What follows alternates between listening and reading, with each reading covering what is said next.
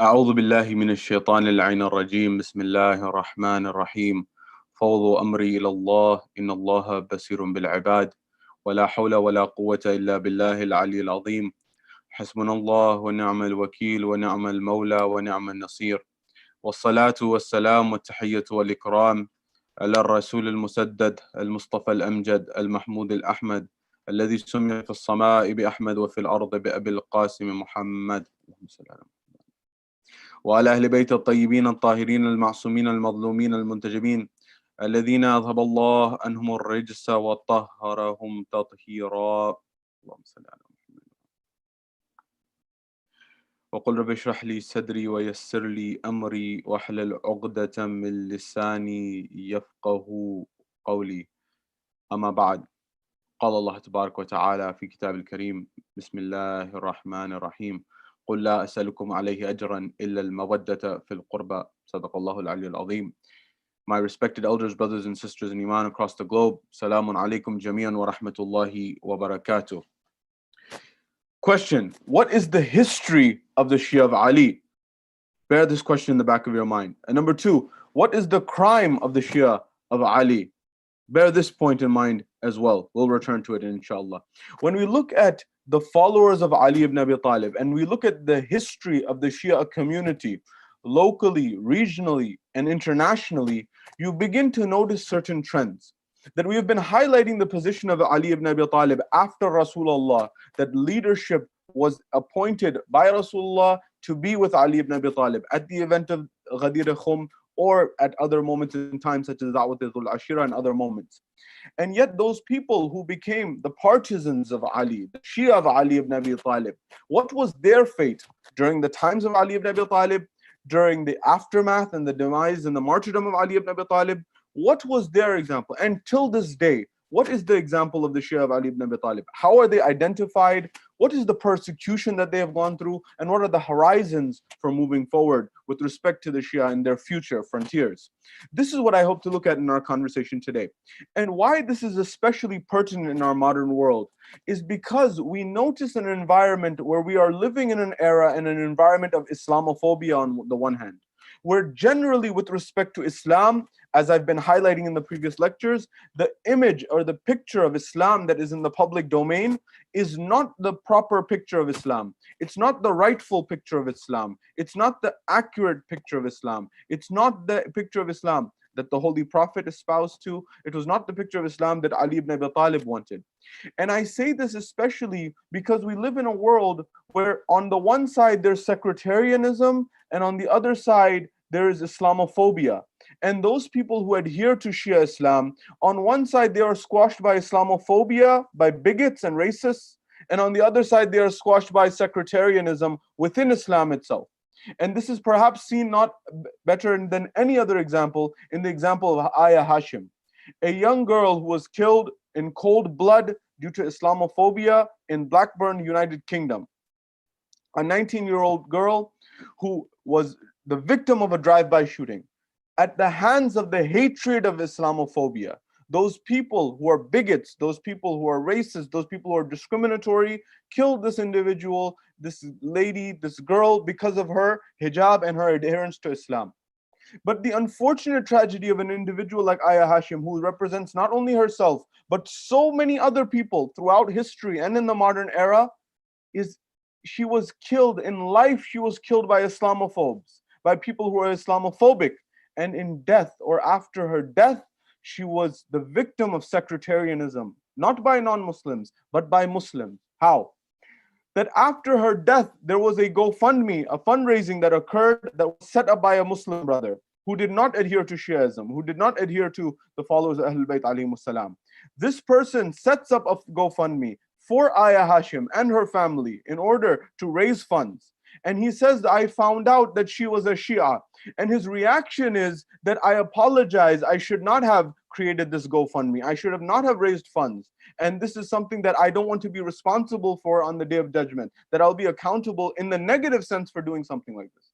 Imagine that the level of animosity, the level of hatred can rise to a level that one Muslim is saying that another Muslim, I am afraid that God on the day of judgment will hold me liable, will hold me accountable that I raised funds for someone who's a Shia Muslim? What level of hatred, what level of animosity, what level of is this in a society, in a world that we live in? I should note, I received reports that this person who said this, who raised the funds and then apologized for raising the fund, has now again apologized for his demeanor and is saying that the funds will be raised and the funds will be kept. But at the same time, the response, the comments from some other Muslims or so-called Muslims is saying that this lady, Aya Hashim, they were supporting that the funds should be withdrawn. They were supporting that the funds should be given back. They were supporting these actions. And for those people who have adhered to Shia Islam and those people who know the history of Shia Islam, for them, this will not be a surprise. Rather, if you look at the words of Sayyid Riyad al-Hakim or other commentators who have analyzed this topic, the history of Shia genocide, the history of violence towards Shias, the history of persecution of Shias is not new. Rather, it's something that has existed since the time of Rasulullah, in fact, in the time of Amir al-Mu'mineen and the time of the era of the Umayyads, that is the Umayyads. And it's very clear within the pages of history that this occurred. Therefore, I want to look at, in our brief moments, in our brief conversation today, I want to look at a few stages of this and help the Muslim community understand why this problem needs to be addressed, why the history of Islam must be understood, why the history of Shiaism must be understood in particular, so that we can put an end to Islamophobia, we can put an end to sectarianism, or rather, we can put an end to Shia phobia. This fear that exists in the minds of certain Muslims with respect to the Shia faith that allows them and enables them to harbor animosity and hatred towards the Shia to the extent that it allows them to lose their humanity in viewing the Shia followers of Ahlul Bayt alayhimus salam. And so therefore, I want to look at why this is. What is the power of one's belief? And how has this caused fear in the hearts and minds of tyrants throughout history? I want to look at the history of persecution amongst the companions of Ali ibn Abi Talib, the close confidants of Ali ibn Abi Talib, and also those people who are in the aftermath and during the times of the other Imams, and also up until the modern era and modern time. How has our world developed and seen Shia genocide and Shia phobia that has existed? And how does this exist up until this very day? And what is it that you and I can do about it in order to solve this challenge, in order to make a more harmonious, a more loving, a more peaceful, a more tranquil world? This is our topic of discussion and the stages of analysis of our conversation today, inshallah. The first point that I want to highlight, and the first element of the equation that I want to highlight with respect to this matter, is the power of belief. People throughout history have understood that when you look at the followers of Ahlul Bayt alayhimus salam, there is something in their belief that causes rulers, that causes oppressors, that causes tyrants to feel a sense of fear, feel a sense of worry about what? That if the Shia principles are established, if the Shia rulership is established, if the Shia vision is mobilized, then their power, their rule will be destroyed. And don't take my word for this matter. Rather, take the word of experts in this field. Take the words of Time magazine, for example. No, take the words of Wali al-Asir at Johns Hopkins University, a leading expert on global affairs and international relations, but not only that, an expert on the topic of the Middle East. And he highlights that for the Shia community, rule under the Sunni community, that is Sunni role, his words, not mine, for the Shias, Sunni rule has been like living under apartheid. This is the view of Wali al-Asir, one of the leading experts on the matter, on the subject of the Middle East and on the history of Islam as well as modern international relations. Why is Wali al-Asir saying this? That for Shias, Sunni rule or being ruled by the Sunni majority has been tantamount to apartheid. Apartheid, that government that was established in South Africa, where there was racial divides, that the black community, the indigenous community was not equivalent to the white community that had moved there. That community, that there was a complete divide and segregation and there were not even rights, there were not. That movement, apartheid, which Nelson Mandela dedicated his life to fight tooth and nail, Wali Nasir is saying the way that the Sunni rule generally throughout history, the way that they ruled over Shias was as if it was just like apartheid. These are what experts who have dedicated their life to these topics are saying. It is high time that the Muslim community and the global community raise their minds and raise their eyes and look at and listen with all of their senses about the concept, about the topic of Shia genocide and Shia phobia, so that this is put to an end. It is Aya Hashim today. Yesterday, it was a hospital in a Hazara district of Afghanistan, a maternity ward of all places that was targeted.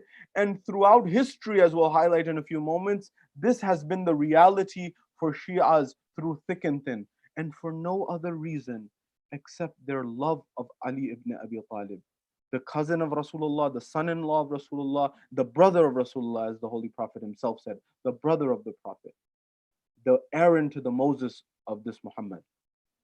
Only for harboring love of Ali's family? No. Only for harboring the love and holding the love of the Holy Prophet? No. Only for harboring the love of the Holy Prophet and his progeny? That's the only crime of these people? And yet the international community does not wake up? And yet the Muslim community does not wake up? How is this possible? Why is this happening? And it's time that the world take notice to put a stop to these things. The number one element is the power of the belief. The belief of the followers of the Ahlul Bayt is a stand for justice.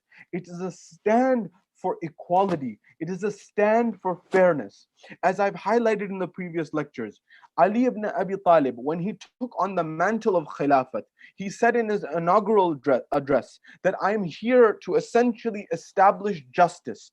I am here to return the right of the people whose right has been taken. I have come here to establish justice, to establish equity. He said that I am here to make sure that anyone who's built wealth and amassed wealth while compromising and taking the right of the public treasury and the people at large, I will take that stolen money away and return it to its rightful possessor, or the person who should possess it appropriately.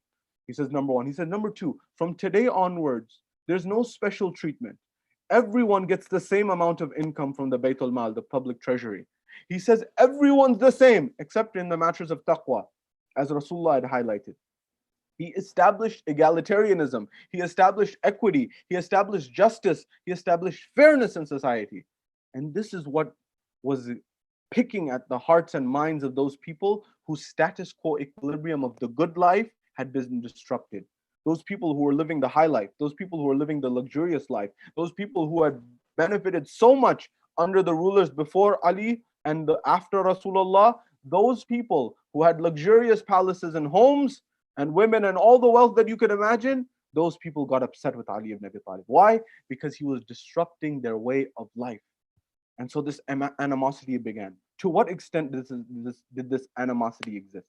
This animosity, this hatred, this bigotry existed from that time, from the very beginning, and continues till this day at the highest level. How?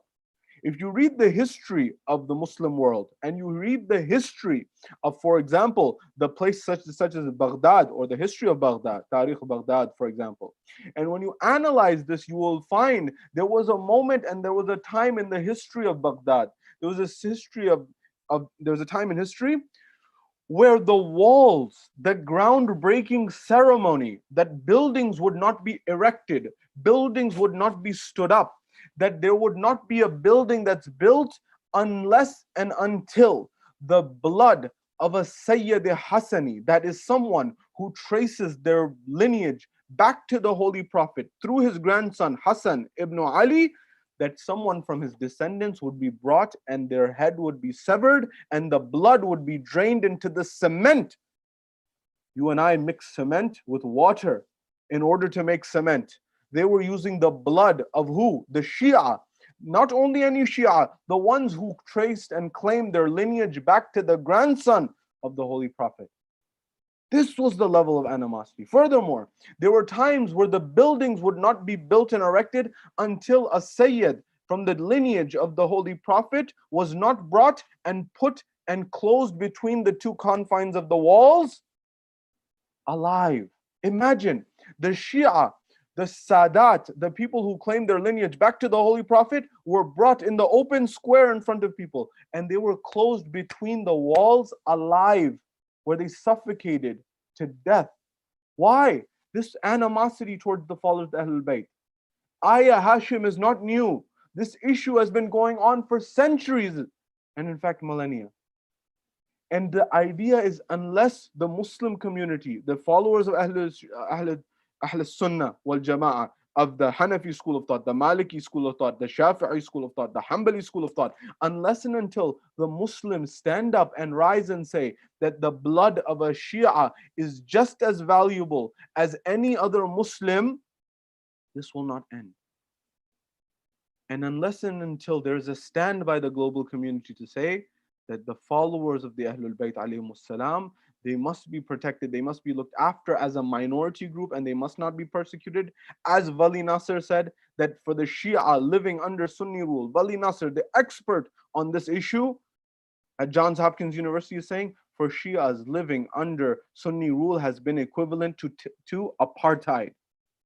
There is an apartheid regime that is still in play till this day. And the world is not taking notice. And the world is not raising a voice. Why is that, I ask? Why this fear of justice, of equity, of fairness? That's all the Shia belief espouses. It espouses to establish justice on earth, to establish fairness on earth, to establish harmony on earth, to establish peace and tranquility on earth. And yet their blood seems to be less valuable than the blood of other Muslims, for example, or other human beings for that matter. But don't take my word for it. Take the words of history. Sayyid Hakim, Riyadh al-Hakim, highlights this in his book, which I highly recommend, Shia, the Identity, Persecution, and Horizons. He highlights the idea of what are the traits that have been associated with Shia throughout history. One of the traits that you will find is the adherence to justice, which I highlighted a moment ago. That the Shia, the same way their Imams sought establishment of justice, the Shia were seeking to establish justice as much as possible in society and their communities, to be fair and just and equitable and hardworking. What else is associated with the identity of Shias? The history of Shias shows that knowledge has been associated with the identity of the followers of the Ahlul Bayt, that is the Shias. How?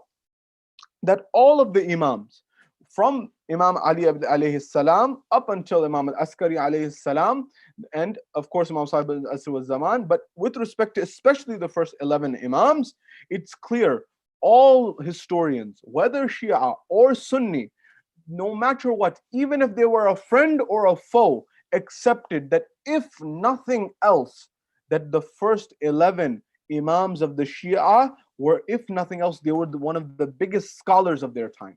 They were one of the biggest academics of their time. They were some of the biggest writers of their time. They were the biggest intellectuals of their time. Even their enemies, even their foes, even their adversaries had to accept this reality, and they could not neglect it.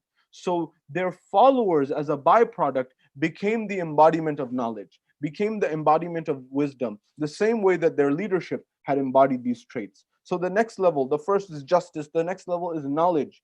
And then the next level that emerges, that was not something that the Shia necessarily sought after to bring upon themselves, but it became so pervasive and it became so common, it became a sort of part of the identity of the Shia. What was that? Persecution. The persecution, that is the unlawful, unjust, unfair discrimination, the unfair murder of Shias became part and parcel of the norm. That for their principles, for their adherence to justice, for their knowledge, for all of their virtue, the price that the Shia paid was persecution. At which hands? So the Riyadh highlights the first level of mass murder and mass killing of the Shia emerged under the time of Muawiyah ibn Abi Sufyan. This person who was ruling over the Levant, ruling over modern day Syria, Jordan, Lebanon, Palestine, this individual was the first person, by means of using his governor by the name of Ziyad bin Abi. Ziyad bin Abi was that person who was the governor of Kufa, was a wretched, hard-hearted person. And he allowed, in fact, he encouraged the mass butchering, the mass killing of the followers of the Ahlul Bayt. Ziyad bin Abi Ziyad bin Abi, meaning Ziyad, the son of his father. A strange name or a unique name. Why? Referring to somebody who is the son of his father, that you would assume that anyone is the son of their father. It's a biological process. But the idea was his father was unknown. And in fact, much of his background is questionable. The reason I highlight this is this person had nothing to lose in society. This individual therefore stopped at nothing to make sure that he made the lives of the followers of Ahlul Bayt a living tumultuous volcano that was the most difficult environment to be in. Imam al-Baqir alayhi salam, the fifth Imam, Imam Muhammad al-Baqir, says that in a historical document, he says that the persecution that the Shia faced under Muawiyah by means of Ziyad bin Abi, the governor of Kufa, was such that thousands, if not hundreds of thousands of the Shia were killed. Their hands were severed left and right. Their feet were cut off left and right. And those were the ones who were caught, they were killed left, right, and center. And the ones who were not caught, they were forced to flee into remote towns and into remote localities. I just returned from India not too long ago. If you go in India, for example, you will find in regions such as Lucknow, in, for example, the outskirts of a city like Lucknow, in the middle, in the central provinces of India, for example, you will find remote villages. You will find remote localities where there are followers of the Ahlul Bayt. No, not just followers of Ahlul Bayt. You will find Sadat, descendants of the Holy Prophet, who live in remote villages that you have to drive for hours sometimes to get to. And they don't live in the city. Why? Because they fled, or their ancestors fled many years ago, because they were suffering the persecution of the likes of Muawiyah and his descendants and his henchmen. Only for one thing, for one crime. What crime? That they had the love of Ali ibn Abi Talib in their hearts. This is a crime? What did they do wrong? Until this day, many people whose origin was Arab, many people whose origin was Persian, many people whose origin was Turkish, many people whose origin was Lebanese, many people whose origin was not Indian, rather, but they ended up in India. Why? Because they were fleeing persecution. Those people who ended up in Sindh, in modern day Pakistan, for example, those people who ended up in these regions and these provinces just to save their life. They left their culture, they left their heritage, they left their people, they left their lands. Why? Because they were open ducks, sitting ducks who were being killed, metaphorically, so to speak. Why? Muawiyah was the first to kill. Who was the second? Yazid ibn Muawiyah legitimized mass killings of the Shia at Karbala, but not only at Karbala. After that, in Waqi'at al-Harra, the one who went and attacked Medina, Rasulullah. Read the pages of history. Why is Yazid wretched? Not according to Shia scholars, according to the scholars of Ahl Sunnah wal Jama'ah throughout history, that there was never a time, if you read the honest history, if you read the fair history, if you read the majority history of Ahl Sunnah wal Jama'ah throughout history, they said there is no comparison between Hussein ibn Ali, who the Holy Prophet said is Sayyid Shabab Ahl al-Jannah, who Rasulullah said Al-Hasan wal-Hussein qama or imaman qama or qada, that they are imams whether they are standing or seated. That Hussein ibn Ali and Yazid ibn Muawiyah, all Sunni scholars throughout history said he's a wretched man. And yet somehow in our modern world, people come forward and have the audacity to say Yazid radiallahu. How on earth can you say something so audacious? That the issue between Imam al-Hussein alayhi salam and Yazid was merely the battle between two princes? This type of rhetoric and illogical argumentation? Have you read the scholarship of scholars throughout history? Muawiyah, the one who raped women and pillaged them in Mecca and Medina? That individual who legitimized this? That person can be compared to Hussein ibn Ali? Have the Muslims not read their history? It's not personal here. The same way Ali ibn Abi Talib said that I didn't kill when the people who Abdullah ibn Umar, when people such as Talha and Zubair came and they said you killed our ancestors. Ali ibn Abi Talib said it wasn't personal. It was truth versus falsehood. The same way with respect to this issue, it is not a personal grudge against anyone from Ahl Sunnah wal Jama'ah. It's an issue of principle and truthfulness. Stand up for humanity. Stand up for what's right. When you went down the line, Umayyad ruler after Umayyad ruler legitimized the killing of the Ahlul Bayt's progeny, the killing of the followers of Ahlul Bayt alayhimus salam. And when you look at this, you realize this hasn't stopped. You may say this is early Islam. You go further than this, the Middle Era. Which era in time?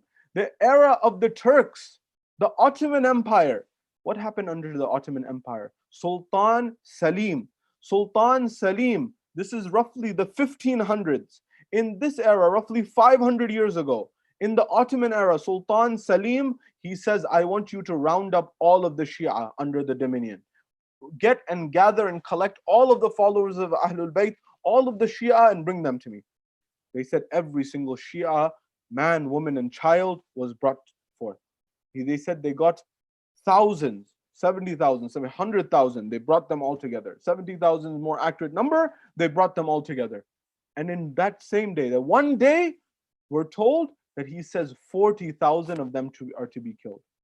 40,000. Imagine this Shia genocide. No, this Shia phobia. For those who say that this is a one-off, for those who say this is an outlier, for those who say this is a one-time thing, I invite you to read the history of Islam and understand what has been happening. Sultan Salim, 1500s, Ottoman Turkey. What did he say? He said, round up all the Shia, 70,000, 40,000 beheaded in one day. The rest were imprisoned for life. Imprisoned for life? Furthermore, Sultan Murad in the Ottoman Spain, right after Salim, Sultan Murad, he says that the Shia, now look, the fear of the Shia was because of what? It was because of their principle and their belief and the understanding that if their movement catches fire, their movement, their connection to Hussein ibn Ali, their connection to Ali ibn Abi Talib, and that revolutionism, that motivation, that inspiration, that strength of Karbala, that embers, if they get fire, this will be an unstoppable force. So they were afraid of Shias. At that moment in time, Sultan Murad says, I want a fatwa. He calls his wazirs, he calls his rulers, his muftis, his religious guides. That, of course, guide being a symbolic term, he would tell them what to do, but these were supposed to be the religious scholars. At that moment in time, he says what? He says, listen, I want for you to write a fatwa for me. This is what? Nauf al-Afandi. Nauf Afandi is the young scholar who he says. He says, listen, I want you to write a fatwa for me. What fatwa? He says, I want you to allow and permit and legitimize the spilling of Shia blood from the Islamic perspective. I want you to issue a verdict. This is what Sultan Murad said to Afandi. I want you to write a fatwa that legitimizes and permisses the permissibility of killing the Shia and makes it legitimate. Now look, the environment was such. Either you be an honest scholar or you do what the person asks you. If you're an honest scholar, you do what's of integrity. Such as Imam Nasa'i. Imam Nasa'i was not Shia, but they told Imam Nasa'i, you wrote a book, Khasais Ali ibn Abi Talib, or Khasais Amir al-Mu'min, about Ali ibn Abi Talib. Now write one about Muawiyah. He said, I cannot do this. They killed him. Imam Nasa'i didn't write the book. He didn't fabricate. This person, Afandi, knew that if I write this, then maybe I will survive. But if I don't, he will chop my head off. That is, Murad will have my head off, and he will just call the next scholar, and that next scholar will write the fatwa, and get money. This is the history. And by the way, this has not only happened in Islam, this has happened in Christianity as well, and many other major faiths of the world. Look at the Anglican Church and many other elements of history, and you'll find similar elements throughout history. Nonetheless, when this happened, when this emerged, Afandi wrote the fatwa, he legitimized the killing of the Shia. Furthermore, he didn't stop there. He said that it is acceptable and encouraged to take the women of the Shia as slaves. You can imagine what was the natural byproduct of this fatwa and this verdict. That the women, the sanctity of the women was tarnished, that the people began to become a free-for-all, and the spilling of the blood. In fact, once that fatwa was given, that decree was given, in the city of Aleppo alone, 40,000 Shias were gathered and killed in just one city under the Ottoman rule, in Aleppo, Syria. Just one city. Further than this, you go to Lebanon. In Lebanon, Ibn Taymiyyah, at that point in time, he leads I'm telling the Muslim world to know their history.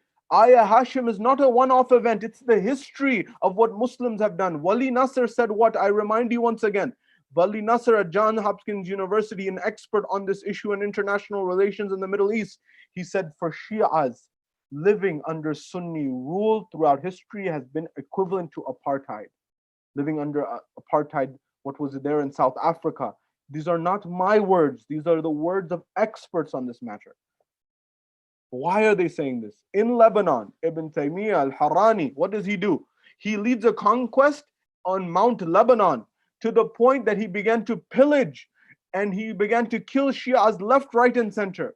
Till this day, there is a mount, rather, there is a cliff in Lebanon that is called Sha'ir al-Banat.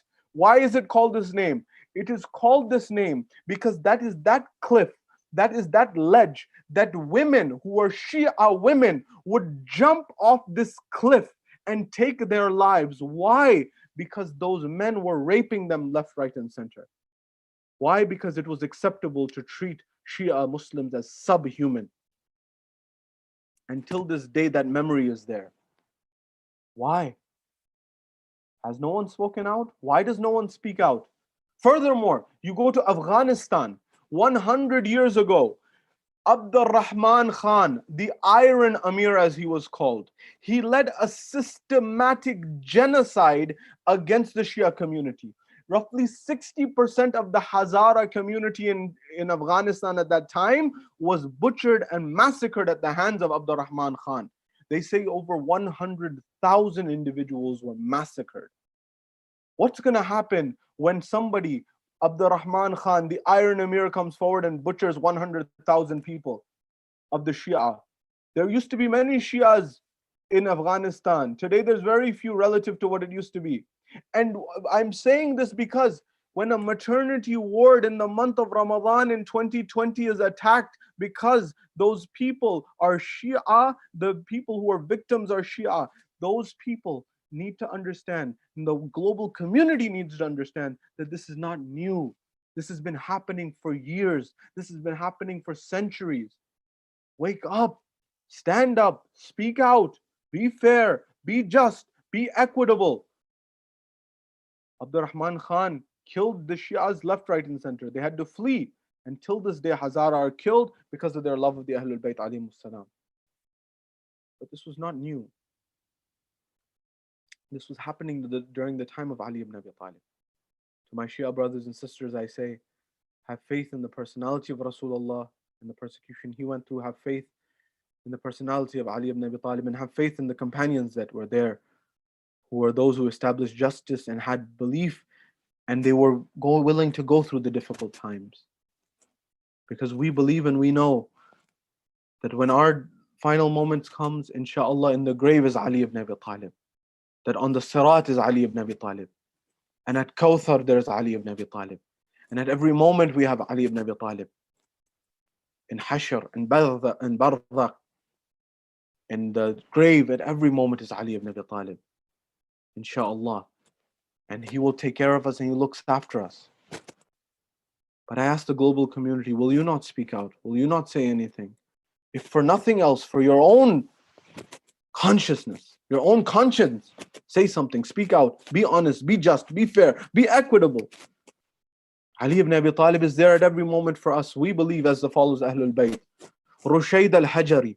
Rushayd al-Hajari was that close companion of Ali ibn Abi Talib salawatullah wa salamu alayh. And many will also remember Maytham at-Tammar as well.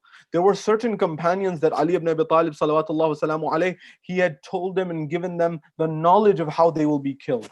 He told them, he said, Rushayd, he said, Maytham, you will be killed because you have my love in your heart. They asked only one question. These companions, they said, Ya Amir al-Mu'mineen, will I die in a state where I will still have your love in my heart, that I will die on your path, I will die as a Shia of yours? He said, yes. They said, then we accept anything. We accept any difficulty. We accept any calamity. You know, it's not to be taken lightly.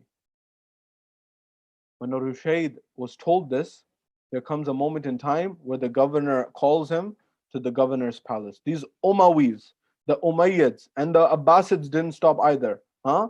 With the people such as Harun and Ma'mun and these people, Rashid, as the people Muslims call them, but they were not Rashid, huh? They were not at all. Rather, they were Al-Abbasi. They were the misguided. They were the wrong ones. All of these people, but the Umayyads in particular, they called Rushayd al-Hajari. Imam Amir al-Mu'minin told Rushayd what will happen to him.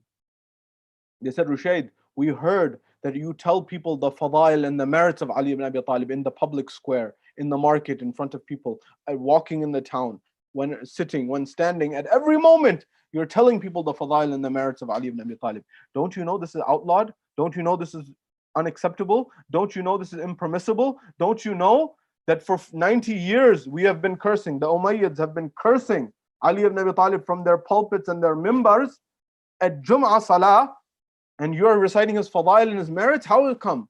He said, stop this at once. He says, I will not stop this. He said that, I will cut your hands and your feet, and I will cut out your tongue. At that moment in time, he said, you do what you have to do, I will do what I have to do.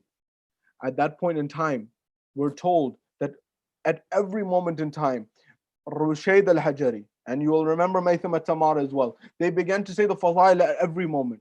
Rushayd began to tell people sitting and standing, and he continued to do this in the market square up until the point the governor called him again, and he says, stop what you're doing, otherwise I will cut your hands and your feet and your tongue and everything, and I will leave you to die. Rushayd said, you will never stop me from my praise and the merits of Ali ibn Abi Talib, because there's no one like my master Ali ibn Abi Talib. At that point in time, he ordered for the hands of Rushayd to be cut and the feet of Rushayd to be cut. And at that point in time, he says, will you stop saying what you're saying now? Will you stop reciting the fadail and the merits of Ali ibn Abi Talib? At that point in time, we're told when he's still bleeding, there's a moment in time where he addresses his daughter, Qanwa, the daughter of Rushayd al-Hajari, and says, my daughter, I still have some voice. I still have some life. Take me towards the market and allow me to recite the fadail of Ali ibn Abi Talib. The ruler thought that he will bleed to death. But at that moment, his daughter took him towards the marketplace and said that, oh people, listen to me as I recite the fadail. Why did he begin to do this? Because when the governor, cut his hands and feet and allowed him to bleed, he said, now I will cut your tongue. He says, at that point, Rushayd says that I am not worried about this whatsoever. He said, will you stop reciting the fadail? Rushayd says, I will never stop. He said, I'm waiting for that moment which my master, my Amir Ali ibn Abi Talib told me, that you will cut out my tongue and I will bleed to death in that state. I'm just waiting for that moment which my Mawla, my master, told me will happen. He said, if your master said that this will happen, I will not do it, because I want to make him a liar. This is what he said.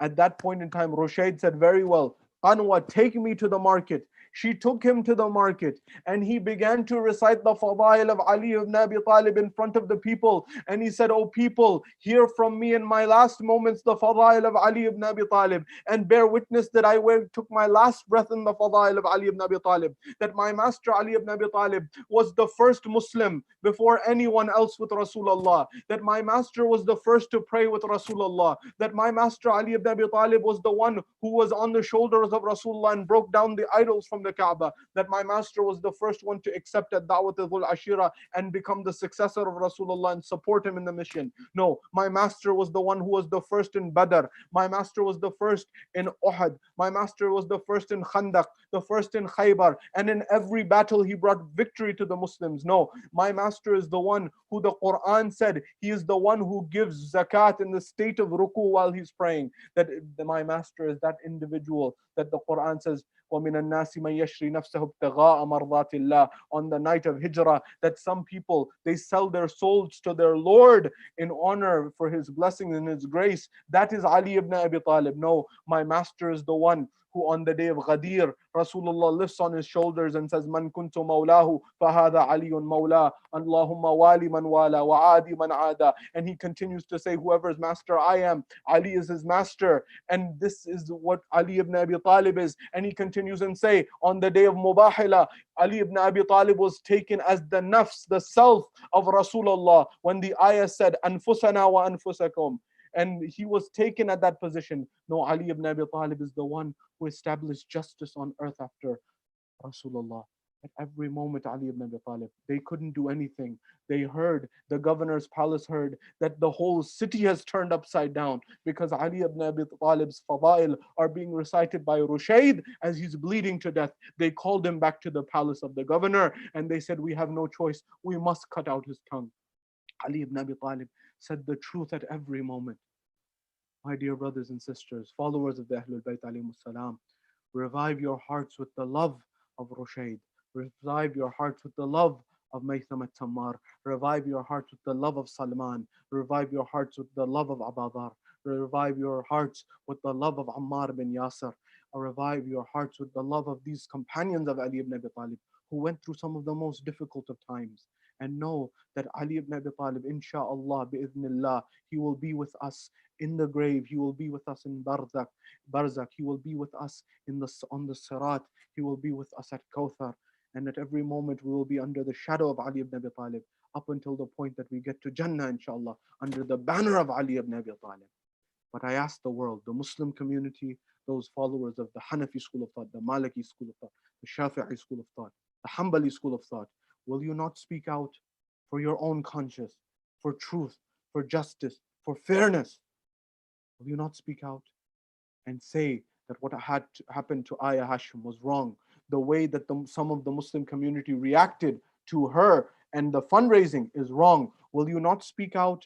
So at least on Yawm al-Qiyamah, at least on the Day of Judgment, you can look at Rasulullah in his face and say that, Ya Rasulullah, when your family, when your descendants, when your loved ones were being persecuted, I at least raised a voice. I at least expressed my disapproval. At least that. Otherwise, how will you show your face to Rasulullah on the Day of Judgment? That his progeny was being killed, his followers were being killed, and you didn't have any interest in speaking out? I leave this question for the Muslim world.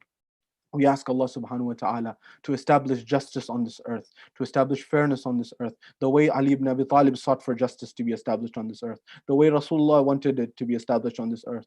We ask Allah subhanahu wa ta'ala to grant justice and peace and tranquility to the family of Ayah Hashim and all those Shi'as and all those Muslims and all those people who have been killed innocently throughout the globe.